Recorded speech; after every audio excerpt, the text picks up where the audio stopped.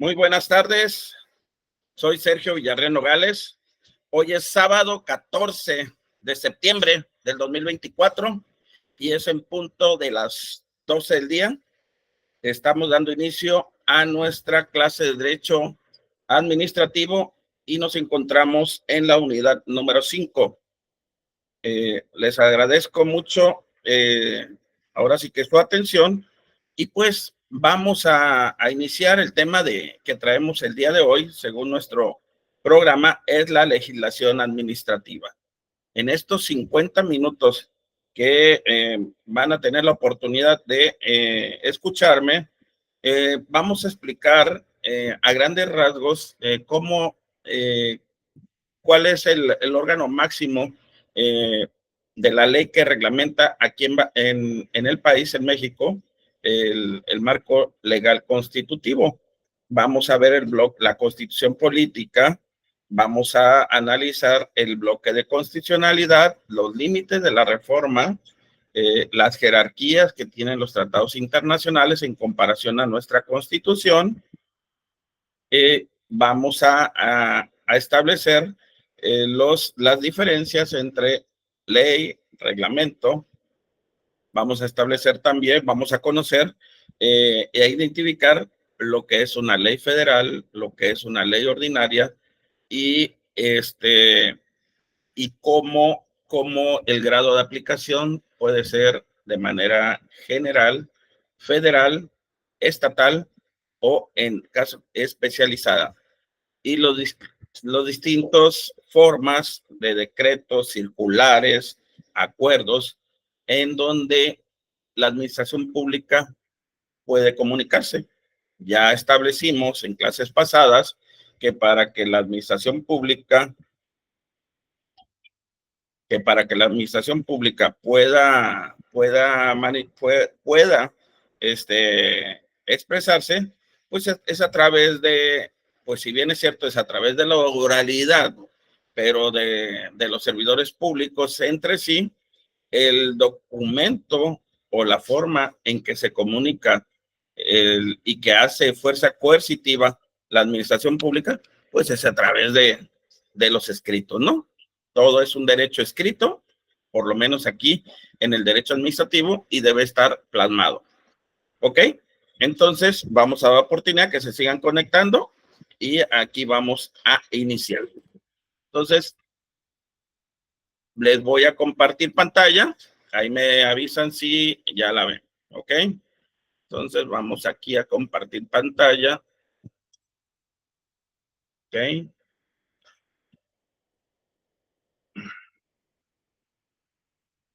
Y ok, aquí ya tenemos nuestra pantalla.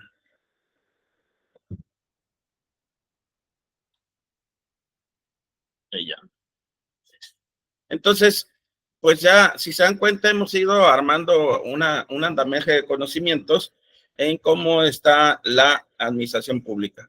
Vamos entre otras cosas, aquí es muy importante el tema para el trabajo semanal, pero lo más importante es el tiempo real.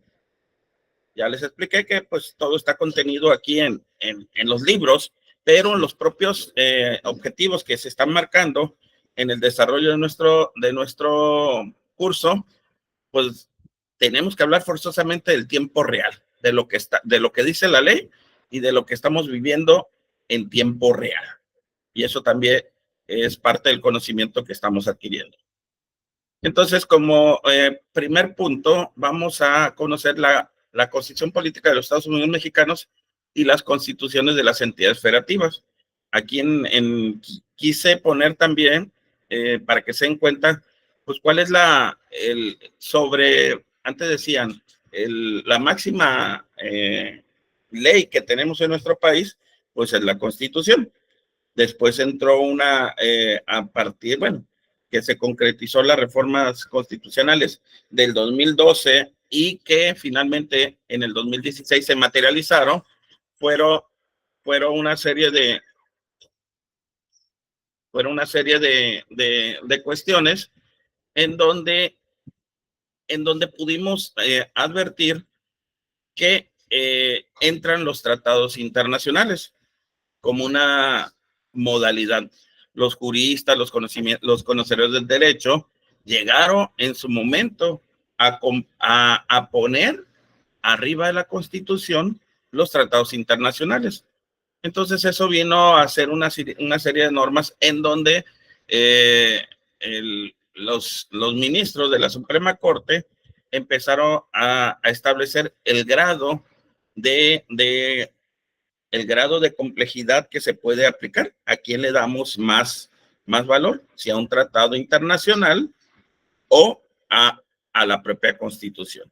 Y pues aquí se estableció que el peso va a ser siempre la Constitución, pero viene la cuestión en tratados internacionales. Y es muy importante porque aquí lo vamos a ver, no todos los tratados internacionales deben de tener el mismo equilibrio que la propia Constitución. O sea, los tratados internacionales que van a estar a la par, lo vamos a ver aquí adelante, son aquellos que son en materia de derechos humanos y que el Estado mexicano, a través de su ejecutivo, haya firmado y reconocido para en el concierto internacional. Entonces, los únicos tratados internacionales que tienen la categoría de igualdad con la Constitución Política de los Estados Unidos Mexicanos, pues son aquellos que únicamente son en materia de derechos humanos. Y bueno, entonces aquí nos da la entrada del artículo 133 constitucional. Nos dice que la Constitución es una fuente suprema del derecho en cuanto a su carácter de norma jurídica.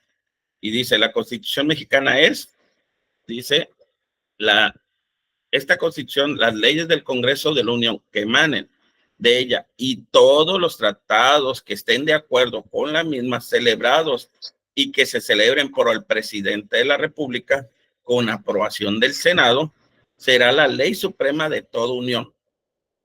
Punto, dice, los jueces de cada entidad federativa se arreglarán a dicha Constitución, leyes y tratados a pesar de las disposiciones en contrario que pueda haber en las constituciones o leyes de las entidades federativas.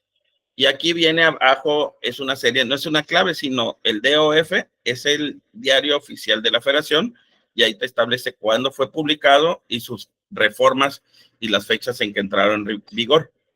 Pero aquí, fíjate, es de reconocer que si le está dando un señalamiento a cómo se deben de aplicar.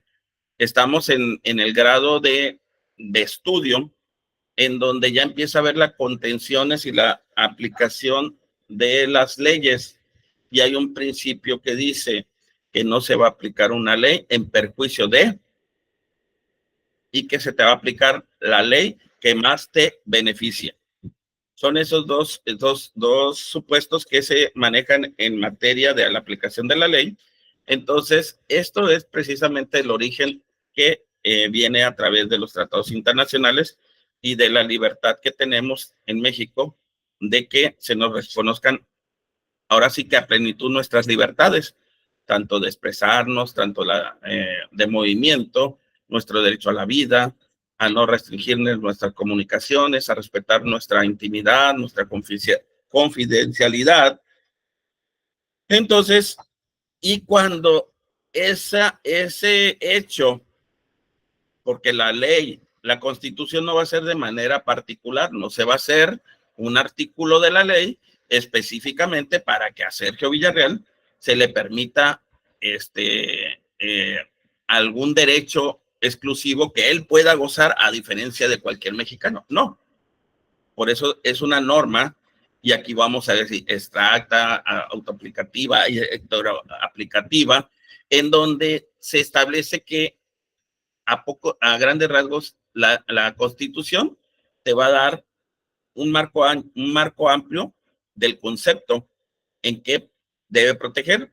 Y vamos a ver aquí más adelante que hay dos tipos de conceptos que habla del artículo 1 al 29, en donde en resumen nos habla de todos los derechos que la ley nos protege, como ya lo mencioné, a la vida, a las comunicaciones, a ser juzgado, al no ser privado de su libertad, al tener el derecho a la libertad de expresión, y todos esos artículos, todos esos del 1 al 29, que tradicionalmente se mencionan, antes se restringía hasta el artículo 16 o 19, en donde te decían que los primeros artículos eran la protección de los derechos humanos, pero no, es hasta ahorita está identificado hasta el artículo 29.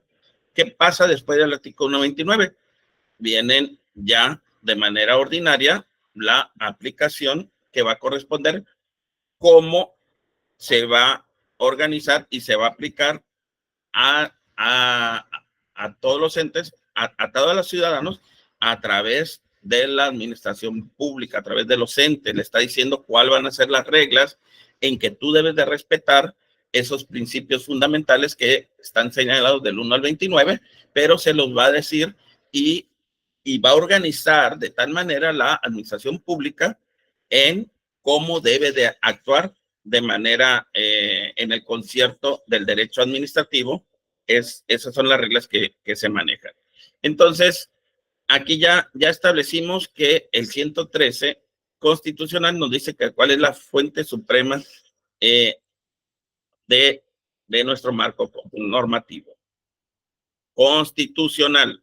No podemos decir que es una ley nomás de mero trámite. Estamos hablando de nuestro documento máximo que nos protege nuestros derechos, nos da nuestras obligaciones y a las instituciones las organiza y les da su marco de actuación.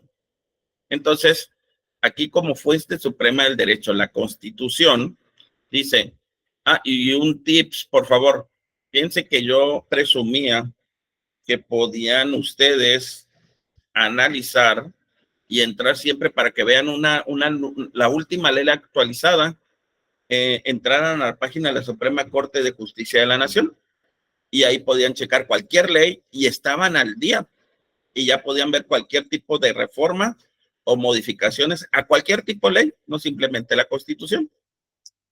Pues cuál fue la sorpresa que para preparar la clase que ahorita tengo el gusto de comentarla con ustedes, pues entré tradicionalmente a la Suprema Corte y en nuestro máximo documento que nos rige a todos los mexicanos, que es la Constitución, pues me llevé la sorpresa pues que no está actualizado a la última reforma.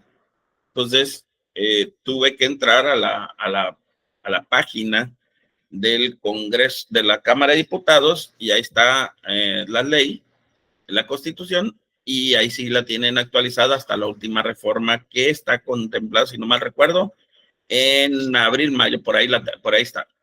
Entonces, independientemente que estas reformas que acaban de suceder esta semana, pues todavía no entran, pero la vamos a comentar porque es el tiempo real que estamos sucediendo, porque ese es el proceso de creación de modificación de una reforma constitucional. Entonces, sugerencia, pues yo no sé qué pasó con la Suprema Corte, pero como que anda bajita de las pilas porque no se ha puesto a actualizar su normateca. Entonces, sugerencia, entren directamente a la página del Congreso, de la Cámara de Diputados, y ahí podrán bajar cualquier tipo de ley que está actualizada al día. Bueno, después de este breve comercial, entonces, aquí como fuente suprema del derecho, nuestra Constitución dice, es norma suprema, ¿por qué? Y nos dice, la ley ordinaria debe ser conforme a la Constitución, de forma que la ley contraria a la misma no debe ser aplicada y debe de existir un mecanismo que permita determinar la constitucionalidad de las leyes y declarar la nulidad o no aplicabilidad de las que vulneren la Constitución. Entonces, aquí yo creo que en vez de cuadritos se hubiera puesto una pirámide, pero ustedes vamos a recrear, vamos a cerrar los ojos y vamos a establecer que estamos en una pirámide. Tenemos una pirámide mental enfrente de nosotros y en la parte de arriba vamos a poner siempre a la Constitución. Entonces, como norma suprema, ninguna ley secundaria que son, ya dijimos cuáles pudieran ser las leyes secundarias si no lo recordamos. Las leyes secundarias son aquellas que se deriven de algún artículo, de alguna disposición, de algún derecho humano que esté contenido o cualquier artículo que esté contenido en la Constitución. Y de ahí ya salen las leyes de comunicación, la ley de las leyes orgánicas, de cualquier dependencia. Entonces, esas leyes no se tienen que oponer ni las leyes federales, ni las leyes generales, ni las leyes federales, ni las leyes estatales, no se deben de oponer a lo que dice la Constitución. Aquí en Baja California Sur, dejen comentarle que son los legisladores son muy dados a cometer errores legislativos. ¿Por qué? Porque a veces en automático tratan de hacer una reforma a alguna ley, por ejemplo, hacen reformas en cuestiones de protección a los derechos de la mujer o algo que ya está en una ley general o en un marco constitucional. Entonces, si esa norma en donde prevalece que el Congreso del Estado de Baja California Sur hizo modificaciones o legisló al respecto, pues inmediatamente, por lo general, los que levantan la mano ahí son la Comisión Nacional de Derechos Humanos, en donde inicia o presenta una controversia constitucional para declarar primero la controversia constitucional en el sentido de que alguna parte de esa ley estatal está violentando el marco constitucional. En resumen, esa norma, acuérdense que para reformar una constitución se necesita el Congreso de la Unión. El Congreso de la Unión, recordamos que es la Cámara de Diputados y la Cámara de Senadores. Entonces, para ya tener aprobada la Cámara de Senadores, pues, después de haber pasado por la mayoría y las 3/4 partes del Senado para aprobar una reforma constitucional, ellos son los únicos que pueden modificarla. Pero aquí, por lo menos en cuestiones de derechos humanos, en alguna ley estatal que nuestro Congreso lo ha hecho, se han declarado inconstitucional. ¿Por qué? Porque el legislador local no puede estar metiendo las narices, en pocas palabras, en andar modificando algo que única y exclusivamente le corresponde al Congreso de la Unión por ser una competencia de nuestra Constitución política de los Estados Unidos mexicanos. ¿Y a qué pasa? No los van a meter al bote, no va a pasar nada, simplemente se erige, los ministros de la Corte declaran inconstitucional ese artículo en particular y únicamente ya le notifican. Lógicamente viene todo un proceso en donde van a pedir algún informe justificado a los legisladores en qué se basaron para establecer que ese artículo para el Congreso de Baja California Sur pues ameritaba que tuviera intervención del legislador local. Y una vez que se hace el examen constitucional, pues únicamente se le manda al Congreso, se le notifica la inconstitucionalidad y la no aplicación de ese artículo y no se deroga toda la ley, sino simplemente ese artículo no se va a tocar, ni se va para fines legales, no se debe de tocar. Pero bueno, entonces, norma suprema, nada sobre encima de la Constitución. Norma de normas. Dice, la norma de normas determina la legitimidad y el procedimiento de elaboración del resto de las normas estatales. ¿Qué es lo que hace? ya se reformó el marco constitucional y pongamos el ejemplo. Acaban de, hay dos dictámenes, hay un dictamen que es para, que hablamos la clase pasada, que es para desaparecer 7 órganos autónomos. Ya el dictamen ya pasó, ya fue aprobado y va a pasar a discusión a la Cámara de Diputados para que se someta ese dictamen, si es procedente, la desaparición de los 7 órganos autónomos. Entonces, ya pasa y, y, y damos el caso de que se apruebe, va a pasar al Senado, va a llevar la misma discusión y van a aprobarlo. Tienen ¿cuál es la modalidad? 80, los 85 votos, los famosos 85 votos, para que o se apruebe o no se apruebe una reforma constitucional. Pero vamos a ver el caso que sí se aprobaron la desaparición de 7 órganos autónomos. Entonces, como ya se aprueba esa reforma, entonces ya no vamos a encontrar dentro de la Constitución en donde decía que los órganos autónomos y sus similares que se crearán en cada estado de la República.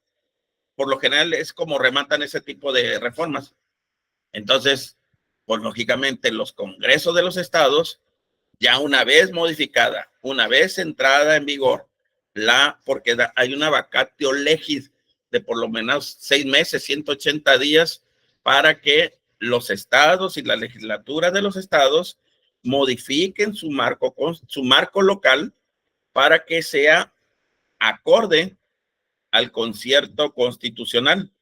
Entonces, ya una vez que una reforma constitucional ya pasó, tendrá que ver, ya pasó también por la legislatura de los estados, donde ya fue aprobada esa reforma. Ahora, esa misma reforma con letritas chiquitas dice que tendrán, por habiendo 180 días, a veces son 365 días, para que las legislaturas de los estados armonicen sus leyes con esa nueva reforma constitucional. Entonces, si hay un cambio en la Constitución, automáticamente vienen en cascada los cambios en las constituciones locales y tienen que adaptarse. Bueno, entonces, eso es la norma de normas. O sea, de ahí depende de la Constitución. Todas las legislaturas estatales, como dicen, tienen que observar que estén sus leyes acordes a la Constitución. No se puede quedar una ley con una ley desfasada. Aquí sí no se aplica de manera retroactiva ni nada, simplemente entra en vigor, automáticamente se deroga. Norma directamente aplicable, orienta la actuación de todos los poderes públicos. La Constitución es el líder de observancia de todo el servicio público, en donde deberán de respetar sus principios de actuar dentro de la administración pública y no simplemente la administración pública centralizada, federal, estatal o municipal, sino habla de toda la administración pública, de los 3 poderes, el poder ejecutivo, poder legislativo y poder judicial. Entonces, es la norma máxima que rige la actuación.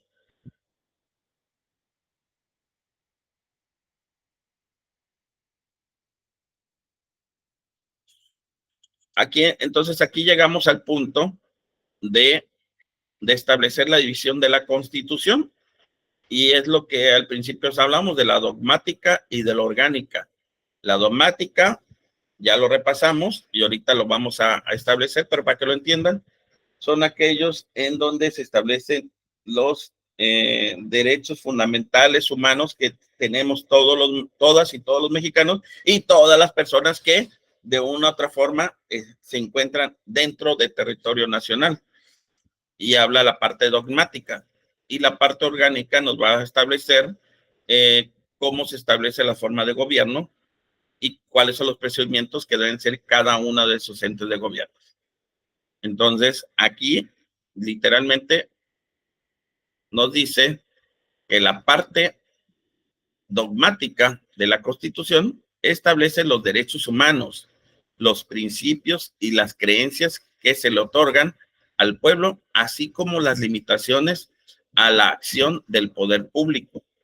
Dice, en la Constitución de los Estados Unidos mexicanos, la parte dogmática abarca los artículos del 1 al 29, lo que le estaba comentando. Y aquí ya no los desmenuza. ¿Cuáles son los principios constitucionales y derechos humanos que nos van a proteger la parte dogmática? Si ustedes agarran su constitución o la bajan de internet, ahí entonces chequen qué es lo que va a decir los primeros 29 artículos y establecemos los primeros que son el derecho a la libertad del trabajo, hablamos también el derecho a la libertad de expresión, hablamos el derecho a un libre tránsito por cualquiera, nadie nos deben de impedir, hablamos que nos respeten la confiabilidad, habla también que debemos de tener un juicio justo, con las mismas reglas, que tenemos que ser oídos y vencidos en cualquier juicio, que nadie puede estar perturbándonos en nuestra propiedad ni en nuestras posesiones sin previo juicio. No podemos ser detenidos sin algún mandamiento expedido por autoridad judicial legalmente constituida. Son esos los principios. ¿Por qué? Porque velan precisamente nuestras propias libertades. Dentro de esta parte dogmática han ido evolucionando los derechos humanos.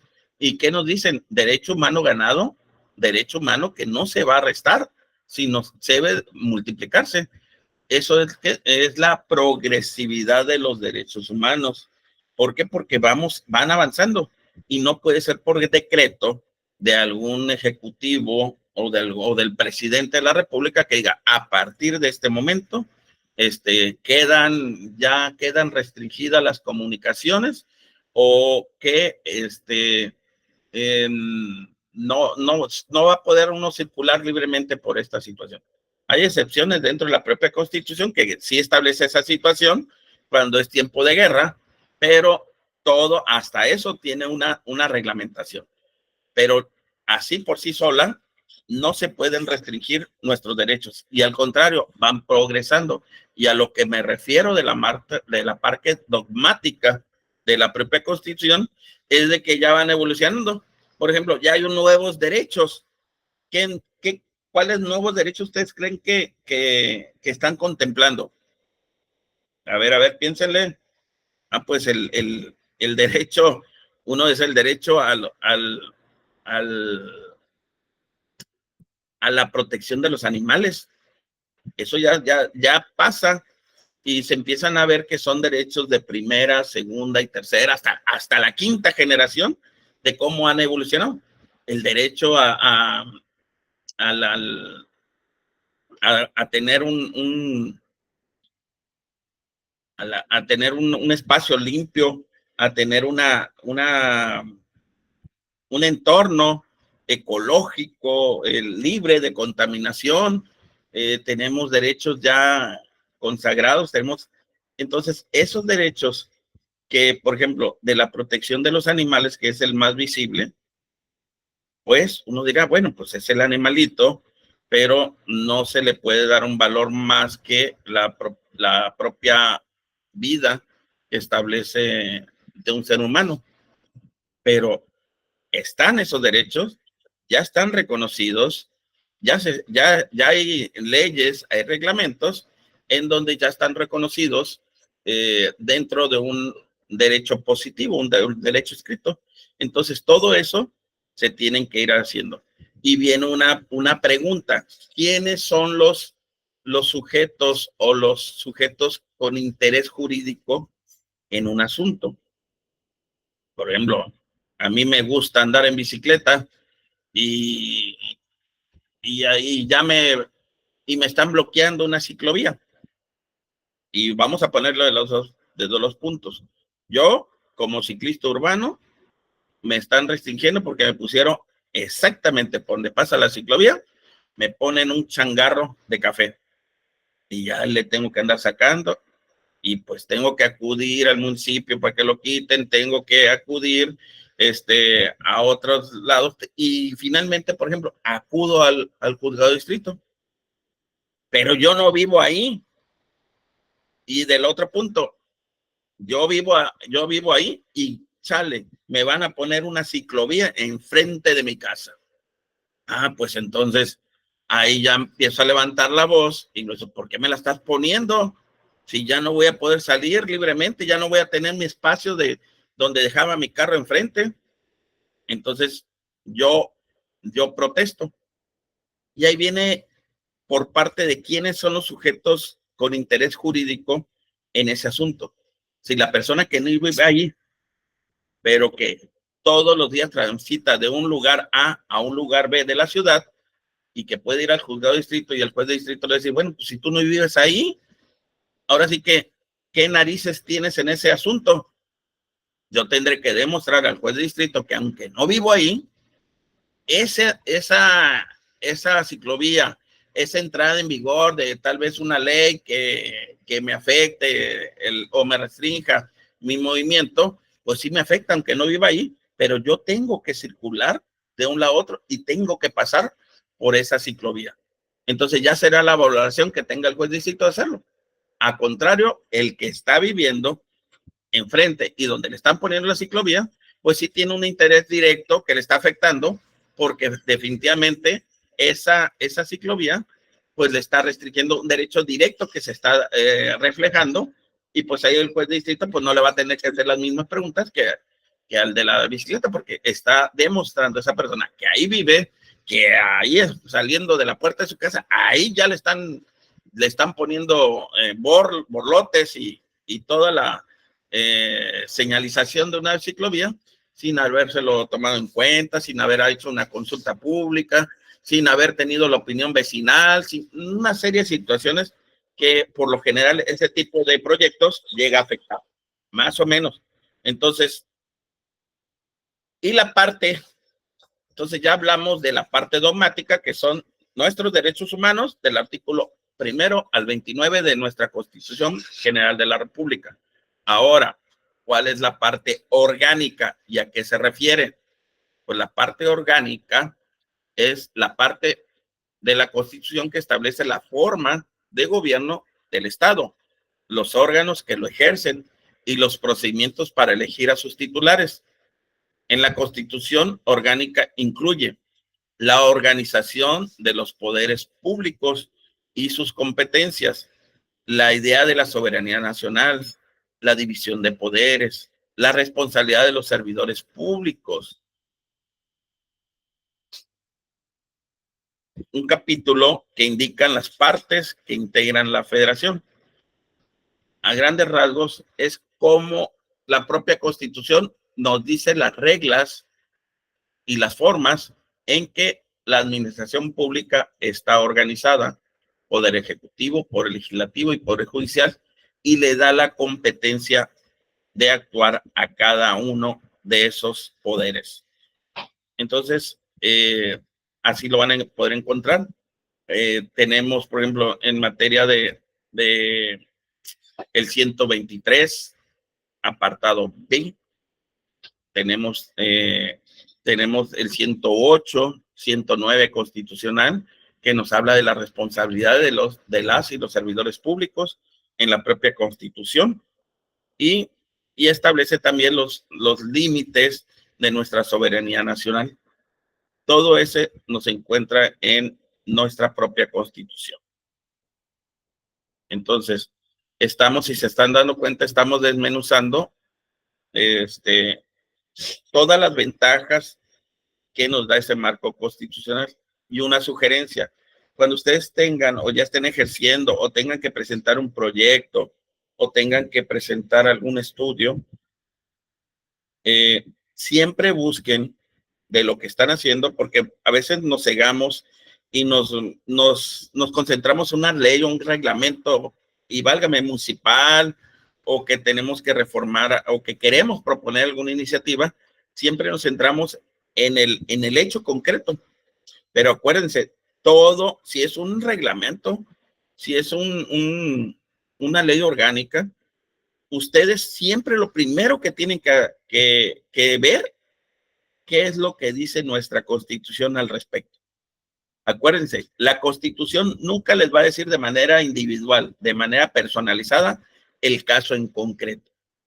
Por eso es general, pero sí va a hablar de los derechos humanos, va a hablar cómo está la organización de la administración pública, y ahí ustedes van a ver claramente con esa mentalidad que van a identificar que eso, lo que ustedes quieren o quieren proponer, ya se encuentra debidamente las reglas generales en nuestra propia Constitución. Entonces, uno, ¿y cuál es el destino? Pues van al artículo 1. Esta Constitución se aplicará pues, de manera pareja y para todos, a todas y a todos los mexicanos. Y punto. Entonces, desde ahí ya empezamos.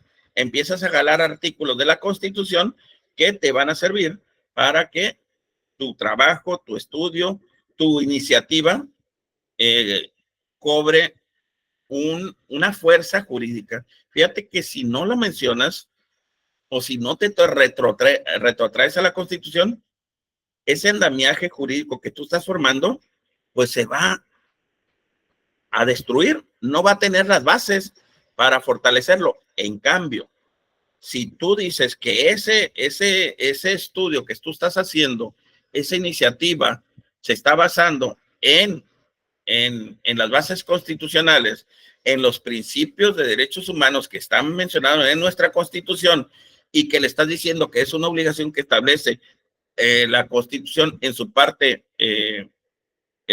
orgánica, porque ya estableciste cómo está dividida y establecida la administración pública, pues entonces vas a tener unos cimientos fuertes, sólidos, de que ese trabajo, esa iniciativa, no te la van a poder derribar tan fácilmente. Entonces, por eso es el consejo. Siempre tú ve sobre el marco constitucional cuando estés haciendo un trabajo local, utiliza siempre el andamiaje constitucional. Ahora, en tiempo real, acuérdense, siempre tenemos este apartado en todas nuestras clases, en tiempo real, adiciones y reformas a la Constitución. Ya estamos hablando de la Constitución. Entonces, ¿qué nos dice el 135? Aquí, a ver. Aquí, esperando. Dice, la Constitución puede ser adicionada o reformada para que las adiciones o reformas lleguen a ser parte de la misma. Se requiere que el Congreso de la Unión, por el voto de las 2/3 partes de los individuos presentes, acuerden las reformas o adiciones y que éstas sean aprobadas para la mayoría de las legislaturas de los estados y de la Ciudad de México. Y ya viene el párrafo reformado. Y dice, el Congreso de la Unión o la Comisión Permanente, en su caso, hará el cómputo de los votos de las legislaturas y la declaración de haber sido aprobadas las adiciones o reformas. En pocas palabras, esta reforma a este artículo, aquí es lo que se está viviendo con la, pues ahora sí que ya la reforma judicial. Acuérdense que ya la reforma judicial pasó por el proceso. Primero hablamos del Congreso de la Unión, elegido en Cámara de Diputados y Senadores, pero primero tuvo que pasar por la Cámara de Diputados, y ahí fue una mayoría del partido político gobernante en que aprobó. Una vez aprobada ese dictamen que finalmente se aprobó, tuvo que pasar a la Cámara de Senadores, y ahí fue donde se dio el mentado de los 85 votos, que finalmente pues, ni fueron ni 85 ni nada, fueron más, por circunstancias políticas, por lo que haya sido, pues se aprobó por la mayoría y ahí decía las 3/4 partes que debe de estar establecido. Siguió ese proceso legislativo, dice, esta constitución, las leyes del Congreso de la Unión y que manden ellas y todos los tratados que ésta le integren de acuerdo. A ver, es que estoy checando porque tenía duda en el 135. Sí, sí es correcto, dice el 135 de nuestra Constitución. La presente Constitución puede ser adicionada o reformada. Para las adiciones o reformas lleguen a ser parte de las mismas, se requiere que el Congreso de la Unión, por el voto de 2/3 partes de los individuos presentes, acuerden las reformas o adiciones y que éstas sean aprobadas por la mayoría de la legislatura de los estados. Ya salió del Congreso, haya sido como haya sido, se aprobó. Entonces, ¿qué es lo que pasó? Y esto a veces sorprende. Pues inmediatamente el primer estado que a la primera legislatura, porque una vez aprobada por el Senado, tiene que ser aprobada por la mayoría de las legislaturas de los estados. Pues no estábamos durmiendo cuando ya el primer estado fue Oaxaca, que en la madrugada de ese mismo día ya la aprobó. Y uno de los 5 primeros estados que la aprobó también fue Baja California Sur. Entonces, por estrategia, por lo que gusten o manden, fue inmediatamente. Ya fueron, ahorita hasta el día de hoy son 23 estados, con lo cual supera, supera la más de la mitad de los estados, de los congresos de estados, y pues únicamente, ahora, ¿qué es lo que toca? A lo de la reforma judicial, que si está bien, que si está mal, ahí yo no entro en discusión. Siempre dijo, esto es la mayoría, y eso es democracia porque finalmente es una mayoría que usted, que yo, que todos en conjunto emitimos al momento de emitir el voto. Que si está mal, dijo el otro, que la historia se los demande. Que si está bien, que se lo reconozca. Entonces, en ese punto es donde está la reforma judicial y está siguiendo lo que está hablando lo que estamos viendo hoy, precisamente en estos escritos que no fueron hechos hoy, fueron ya hechos de muchos años anteriores, pero por eso nos quisimos entrar al tiempo real. Y el tiempo real lo estamos viendo, por lo menos lo que sucedió esta semana, del proceso de reforma a la Constitución y cómo todos ustedes estamos siendo testigos de estos cambios, ahora sí, de nuestra Constitución, que ahora sí son históricos. Bueno, entonces ya una vez visto nuestro tiempo real y la explicación que nos está dando el 135 constitucional, pues pasamos y seguimos.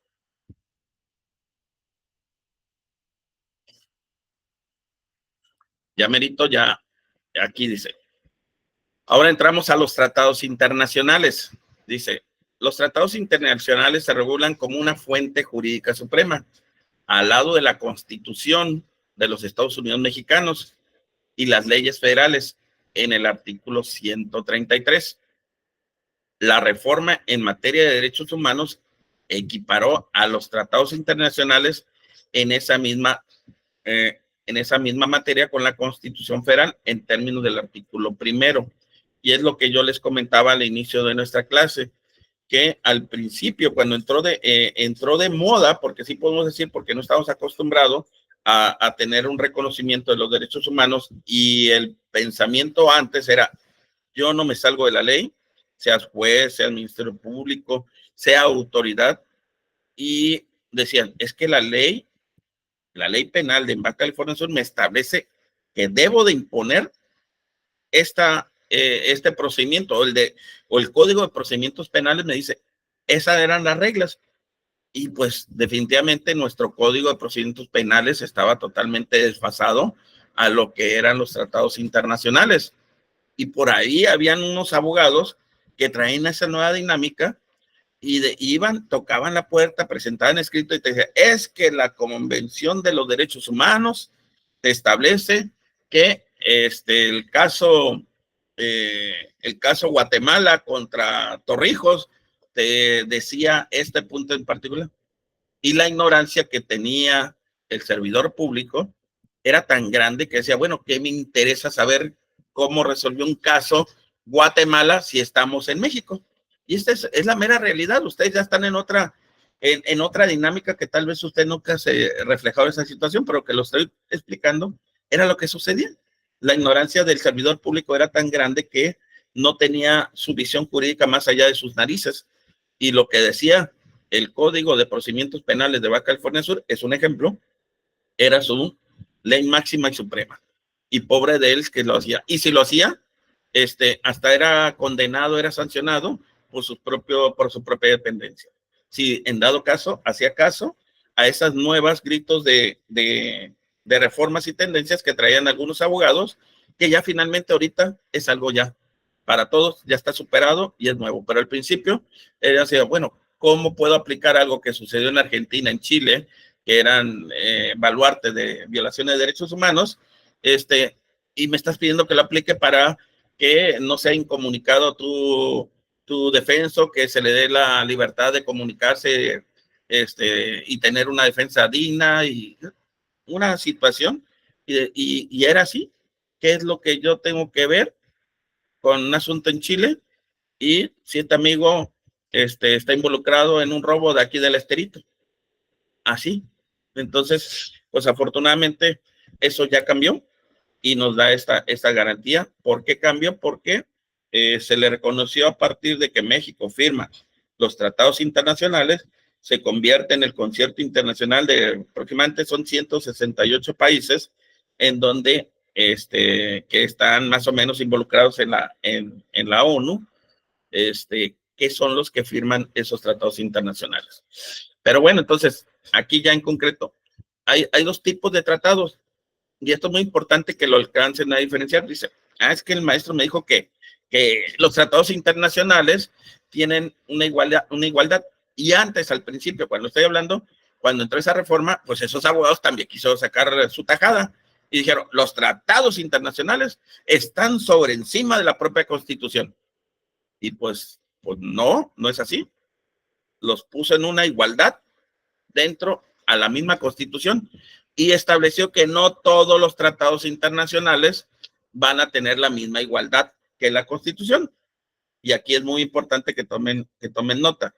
¿Por qué? Porque los únicos que van a tener la misma igualdad que la Constitución son los tratados internacionales en materia de derechos humanos, de la protección de los derechos humanos. Eso sí, sin discusión, están a la par. Y podrás hacer una referencia de algún tratado, de alguna convención internacional, de un caso. Ahí ustedes pueden checar todas las convenciones que existen, de las convenciones internacionales, de la Corte Interamericana de los Derechos Humanos, ya las tienen listadas. Y ahora sí, si ese caso aplica precisamente a un caso no similar, sino que establezca la violación de los derechos humanos del caso que está llevando a cabo, pues ese le va a aplicar. Cosa contraria, y se preguntarán, bueno, y aquellos que no sean en materia de derechos humanos, ¿qué grado de importancia van a tener? Pues sí, también la propia Constitución le da un equilibrio, pero los coloca de manera inferior y los coloca al mismo grado de cualquier ley federal o secundaria a la Constitución. Esa únicamente se le da a aquellos tratados internacionales que no son en materia de derechos humanos. Entonces, en resumen, los tratados internacionales en materia de derechos humanos son los que están de manera igualitaria con la propia Constitución.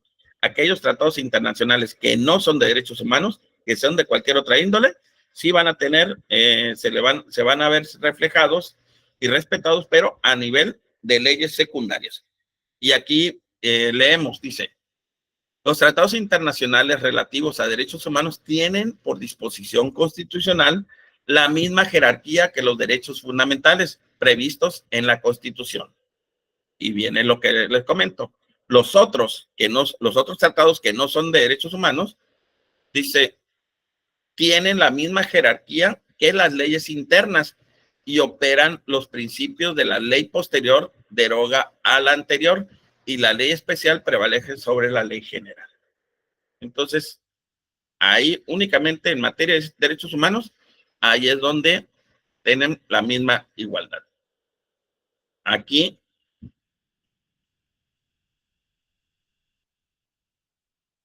ok, aquí hablamos de la ley. Entonces, dice, las leyes son normas generales abstractas y llanos abstractas, permanentes, impersonales, emitidas por el órgano facultado para ello y de observancia para su creación, el procedimiento regulado. Y establecemos, bueno, la ley, ¿qué es la ley? No es un grupo de rock. La ley es, dice, debe ser general. Implica que el contenido de las leyes es aplicable a todos, dijo todo, todas y todos los individuos para que se rijan. Es decir, no se encuentra dirigida a una persona en particular, o sea, no se encuentra dirigida a Sergio Villarreal o a un grupo claramente determinado. Eso ya lo hemos repasado constantemente y no nos vamos a cansar. La ley es general y nomás se acuerdan, como dijo Parejo para todos. Esa abstracción se refiere a que las mismas contenidos supuestos genéricos, no situaciones concretas. Repito, abstracción se refiere a que las mismas contienen supuestos genéricos, no situaciones concretas, y esto viene pues un poquito de la generalidad. No vas a encontrar un caso concreto. El caso del choque de ahí de la 5 de febrero y Forjadores. No. Tendrán que ver un caso general que sea aplicable de manera general. ¿Por qué creen que se hizo el Código Nacional de Procedimientos Penales? Antes cada estado de la República tenía un código de procedimientos penales. No. Ahora, porque son principios, porque son derechos humanos, se aplicó y eso es un vivo ejemplo de que se puede tener la fracción. Permanentes se encuentran vigentes hasta en tanto sean derogadas o abrogadas por el órgano competente para ello. Pongo el ejemplo, el trabajo que tenemos esta semana y que nos entregaron, que fue lo de la mejora regulatoria. Bueno, en ese momento, ahí analizamos un veto a la negativa o afirmativa ficta de la mejora regulatoria, de la nueva ley de mejora regulatoria. Pero pero es una reforma que está ahorita detenida en el Congreso. Pero no por eso no tenemos ley de mejora regulatoria. La ley de mejora regulatoria está vigente, está vigente, tal vez no actualizada, pero está vigente. Y esa es la que tenemos. Y la que está enlatada en el Congreso del Estado es la que ya trae unas nuevas tendencias, unas nuevas disposiciones, pero que no se apruebe no quiere decir que no tengamos ley de mejora regulatoria.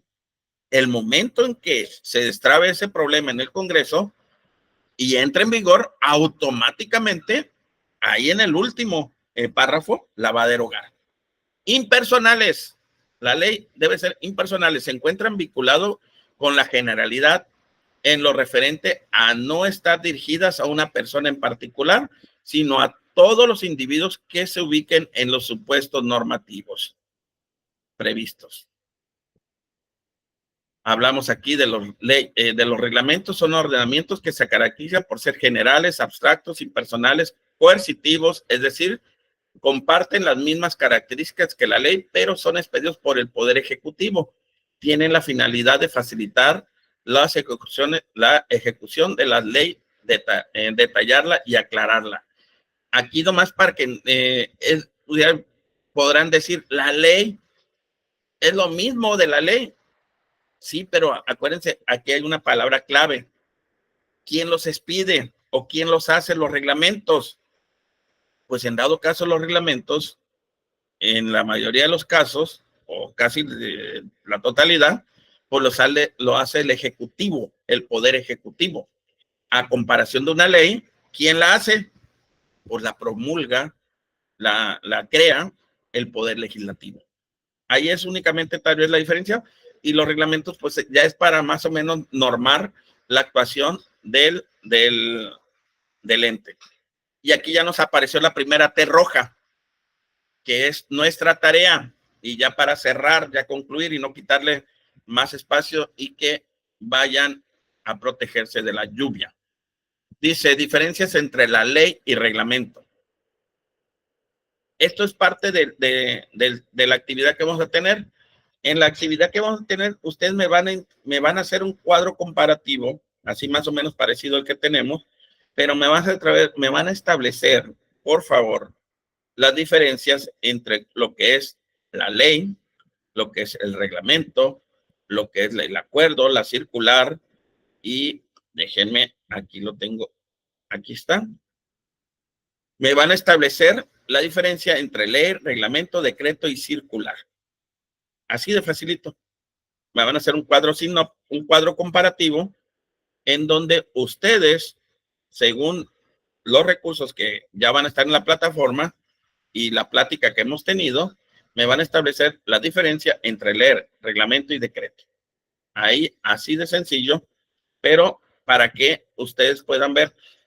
Sí, miren, no me pongan tanto el significado, sino por qué una cuestión sí y una cuestión no. Aquí más o menos pongo el ejemplo. La ley es jerárquicamente superior porque hay una diferencia entre la ley y el reglamento. La primera diferencia ya se la dije. La ley, ¿quién la emite? El legislativo. El reglamento, ¿quién lo emite? El ejecutivo. Bueno, ahí está la primera diferencia. Entonces, la otra, la ley es jerárquicamente superior al reglamento, por lo tanto hay una distinción de grado. Una ley siempre va a estar arriba del reglamento. El reglamento nunca puede estar arriba de la ley. Para que exista un reglamento, forzosamente tiene que haber una ley. Si no hay ley, no hay reglamento. Así de sencilla las cosas. Dice, el reglamento, todo reglamento tiene su fundamento, su límite y acotación a la ley. Por lo tanto, cualquier exceso o extralimitación del reglamento respecto de la ley es inconstitucional. Un reglamento no se puede salir de su marco que dice su propia ley. Circunstancias, materias, dice ciertas materias que por trascendencia solo serán reguladas por la ley y no por el reglamento. Dice, otra característica de la ley. La ley orgánica emana del Poder Legislativo. El reglamento lo emite el Ejecutivo. Ya se los expliqué. No hay reglamento sin ley. Todo reglamento debe estar vinculado con la ley. La ley sí puede dejar su vigencia parcial o total a un reglamento. Ningún reglamento puede abrogar una ley. O sea, una ley sí puede echar para afuera al reglamento, pero el reglamento nunca puede echar fuera una ley. ¿Qué tipo de leyes tenemos? Tenemos la ley federal, la ley general y la ley orgánica y la reglamentaria y la ordinaria. Esto es importante y tal vez en otras clases vamos a seguir hablando, porque la ley federal de manera general habla de la administración pública federal, quién las va a aplicar o respetar, y habla de la administración pública federal, quiénes son los entes que deben de cumplir esa ley. Pero la ley general, esa me gusta mucho, porque ahí cuando ustedes lean o entren a la página de la Cámara de Diputados, váyanse a las leyes generales y van a encontrar una diversidad de leyes generales en donde dice así, es general, es de aplicación para todos, de observancia. ¿Y eso qué va a implicar? Va a implicar dos cosas: en el tipo de competencia o concurrencia que va a tener la autoridad local para aplicarla. Un ejemplo así rapidito es la Ley General de Delitos en materia electoral. Es una sola ley. Si ustedes revisan el Código Penal de Baja California Sur o cualquier código, no van a encontrar un delito en materia electoral en nuestro Código Penal. Y dirán, se les olvidó a los diputados. No, no se les olvidó. ¿Por qué? Porque está en una ley general, en la ley general de delitos en materia electoral. Y ahí la concurrencia va a decir, bueno, ya lo tengo. ¿Y cómo lo aplico? Si hay elecciones federales y elecciones estatales, a veces, pues cuando sea en ese tipo de casos, se llama la concurrencia de la elección y se va a aplicar tan sencillo. Si el delito o el hecho es a la elección de algún diputado local, pues va a ser competencia de investigación de la autoridad local. Pero si el delito o la concurrencia de los hechos corresponde a un senador, a un diputado federal, pues la concurrencia de investigación le va a corresponder a la autoridad federal, en este caso, a la Agencia Federal de Investigación. Entonces, es muy dinámico y se los voy a explicar ya de manera más desarrollada en próximas clases. ¿Por qué? Porque las leyes generales tienen un ámbito de aplicación muy grande, es generosa, pero también a veces existe esa pequeña confusión de que quién va a aplicar. Ya se los dije de manera rápida, espero que con esos ejemplos ustedes hayan aprendido a diferenciar entre una ley federal, porque a veces dice, es que es federal porque aplica a toda la república. No, es federal porque va encaminada a la administración pública centralizada federal. Pero una ley general, como dice, es así, yo me encargo, ustedes, estados de la república, están prohibidos legislar al respecto. ¿Por qué? Porque yo, Congreso de la Unión, estoy emitiendo una disposición general, una ley general, para que se aplique en todo territorio. Y nomás te va a dar las reglas de la concurrencia cuando un estado puede llevar a cabo, puede aplicarla, o cuando la federación la puede aplicar. Así de sencillo.